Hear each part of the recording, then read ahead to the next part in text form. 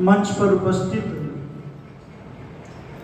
अभी जिनका बहुत सुंदर यज्ञ महिमा का भजन सुना, बहुत अच्छे विद्वान संगीतज्ञ आदरणीय श्री सूर्यदेव वेदांशु जी और इस आर्य समाज के बड़े ही यशस्वी धर्मात्मा प्रधान जिनसे प्रथम बार मुलाकात करने का अवसर मिला, आदरणीय श्री हमारे श्री जगदीश प्रसाद आर्य जी, हमारे मध्य में आदरणीय श्री ओम कुमार आर्य जी, आदरणीय श्री अमीलाल आर्य जी, राम कुमार आर्य जी, हमारे बहुत अच्छे साथी भाई श्री सुरेंद्र आर्य जी,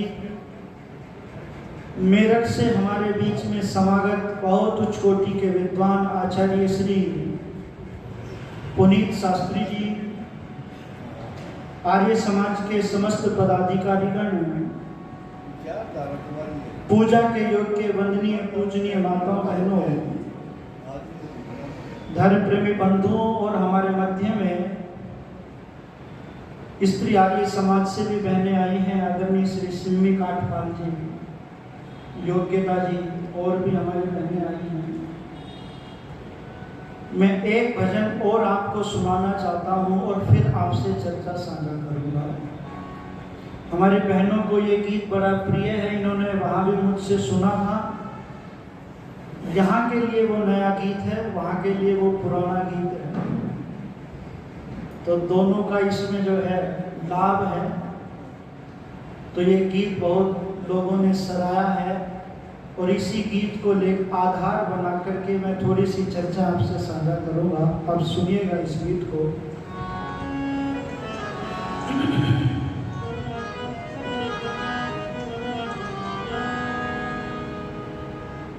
पहले जैसा देश मेरा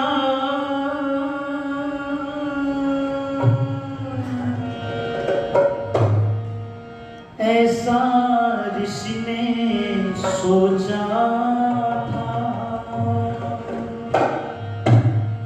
क्या तुम भी वो सोचते हो जैसा ऋषि ने सोचा था।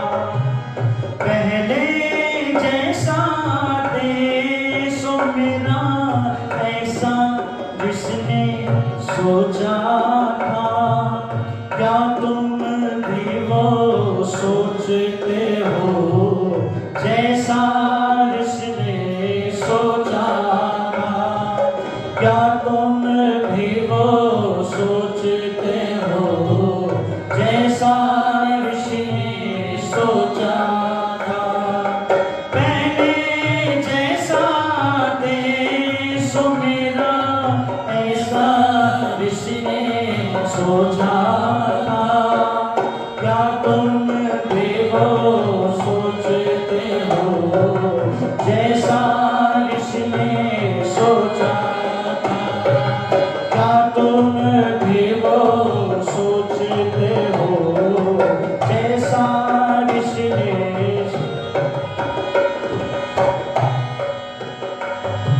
हो घर में राम से बेटे, हो घर में कृष्ण से योगी, हो घर में राम से बेटे, हो घर में कृष्ण से योगी, अर्जुन के जैसे वीर सभी, हो भीम के जैसे निरोगी, भीम के जैसे निरोगी।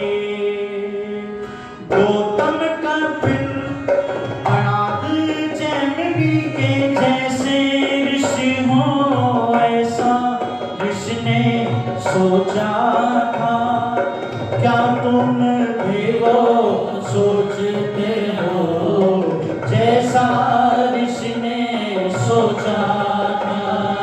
पहले जैसा देश मेरा ऐसा ऋषि ने सोचा था, क्या तुम भी वो सोचते हो जैसा ऋषि ने सोचा था। हो बालक अभिमन्यु जैसे, हो वीर सभी लव कुश जैसे, हो बालक अभिमन्यु जैसे, हो वीर सभी लव कुश जैसे, सूर्या पर माल सिपालाए, हो नारी सावित्री जैसी, हो नारी सावित्री जैसी, सीता मदाल सासी हो माता, ऐसा ऋषि ने सोचा था, क्या तुम भी वो सोचते हो जैसा ऋषि ने सोचा था। पहले जैसा देश मेरा ऐसा ऋषि ने सोचा था, क्या तुम भी वो सोचते हो जैसा ऋषि ने सोचा था। क्या तुम भी वो सोचते हो जैसा ऋषि ने सोचा था। न हिंदू बने ना मुसलमान बने, न सिख बने ना ईसाई बने, न हिंदू बने ना मुसलमान बने, न सिख बने ना ईसाई बने, मानव जाति को समझ करके सब सच्चे इंसान बने, सब सच्चे इंसान बने। छुआछूत की टूटे जंजीरें ऐसा ऋषि ने सोचा था, क्या तुम भी वो सोचते हो जैसा ऋषि ने सोचा था। पहले जैसा देश मेरा ऐसा ऋषि ने सोचा था, क्या तुम भी वो सोचते हो जैसा ऋषि ने सोचा था। क्या तुम भी वो सोचते हो जैसा ऋषि ने सोचा था, ऐसा ऋषि ने सोचा था, ऐसा ऋषि ने सोचा था।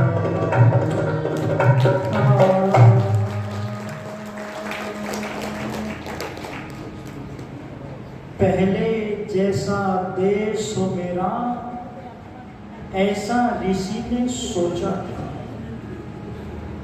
कैसा देश था ये? इस देश के अंदर यज्ञों का प्रसार प्रचार था। इस देश का वो स्वर्णिम युग जब प्रत्येक गृहस्थी की अपनी यज्ञशाला होती थी, अपनी अलग गौशाला होती थी, और गाय के घृत से इस देश का गृहस्थी सुबह और शाम बैठ करके यज्ञ करता था। श्री राम का नाम आप लोगों ने सुना है।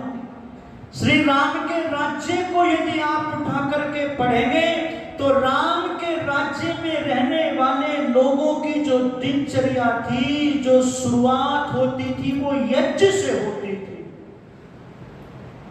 और उस समय ना तो ज्यादा बारिश होती थी, ना ज्यादा गर्मी होती थी, ना ज्यादा सर्दी होती थी,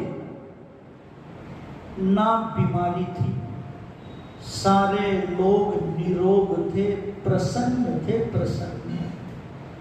और बड़ी बड़ी आयु को प्राप्त करने वाले लोग थे राम के राज्य में। राम के राज्य में लोग वेद के विद्वान थे, लोग यज्ञ के प्रेमी थे, लोग दानी थे।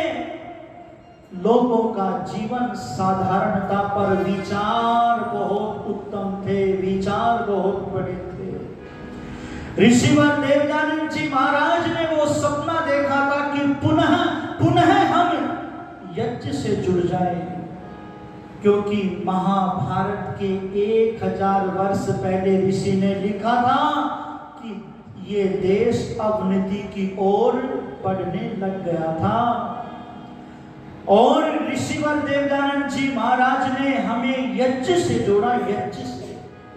हम यज्ञ को भूल गए थे और यज्ञ के विषय में जो मकर जाल था ना, यज्ञ के विषय में आज भी बहुत सारे स्थानों पर यज्ञों में बलि दी जाती है।